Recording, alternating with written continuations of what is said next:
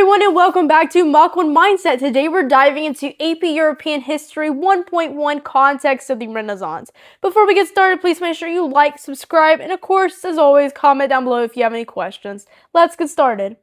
Today we are looking at the context of the Renaissance, specifically how Europe moved from the medieval world into one of the most important cultural and intellectual shifts in the Western history.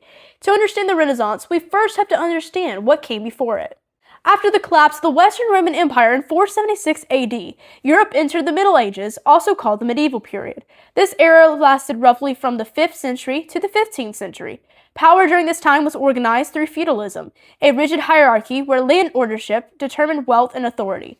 Kings granted land to nobles, nobles relied on knights for military service, and peasants worked the land in exchange for protection. At the same time, the Catholic Church dominated European life. It influenced politics, education, culture, and daily behavior. The early Middle Ages, sometimes called the Dark Ages, because of the decline in centralized government, long-distance trade, and urban life. That label is very misleading. Europe did not stop progressing entirely, but innovation moved slowly when compared to the classical antiquity and the period that followed. Education was very limited, literacy was rare, and most intellectual life revolved around theology rather than human experience. By the late Middle Ages, Europe faced several major crises that de-established this system. One of the most devastating was the Black Death between 1347 and 1351. This plague killed roughly one-third of Europe's population. The massive loss of life caused labor shortages, weakened the feudal obligations, and forced landowners to compete for workers.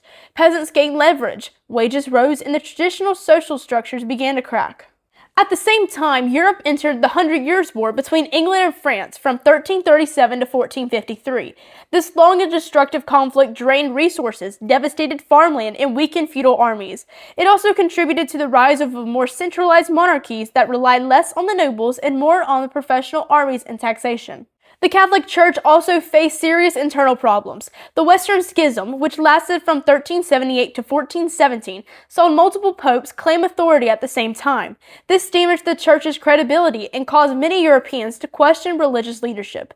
Together, war, plague, and economic change and religious instability pushed Europeans to rethink how society should function. Out of this instability came the Renaissance. The Renaissance began in Italy during the 14th century and later spread throughout Europe. The word Renaissance means rebirth, and it refers to the revival of classical Greek and Roman learning, art, and philosophy. Scholars rediscovered the ancient texts that had been preserved by the Byzantine scholars and Islamic intellectuals. These works emphasized reason, rhetoric, history, and ethics rather than purely religious doctrine. This revival led to humanism, an intellectual movement that focused on the study of classical subjects and emphasized human potential and individual achievement. Humanists believed education should prepare people to participate actively in civic life. Unlike medieval thinkers who focused heavily on salvation and the afterlife, Renaissance thinkers explored secular topics alongside religious ones.